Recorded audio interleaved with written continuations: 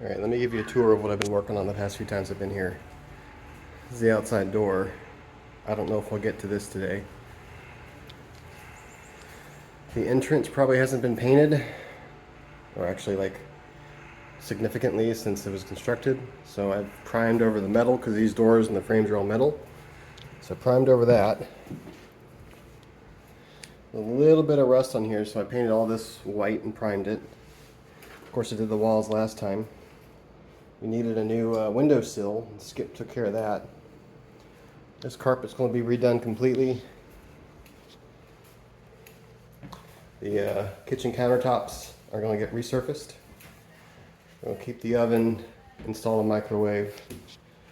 Obviously it needs a fridge, so we'll get a new one of those, but once we're all done there. Replace the light fixture there. Fans are new.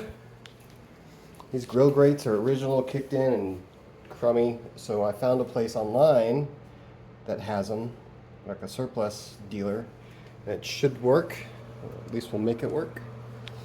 Of course, paint and carpet in here. Of course, this flooring in the kitchen just, or not the kitchen, but the bathroom just really needs to be replaced. Took some like cigarette burn marks off of the right here. New towel rack, painting the cabinet white because it was just so yucky looking. I got a new floor register, so I'll have to do that too. We'll replace this GFCI outlet here. Of course, this has a fan and a light. Carpet in here is actually pretty good, even though this is where they had the most amount of dog hair. But either way, they're still going to get new carpet. Window sills are always the dirtiest, especially where all the flies die.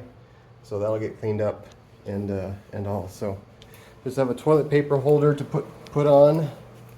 I got to repair this cabinet here since it's coming apart at one of the edges, and finish painting that. It's pretty much done here.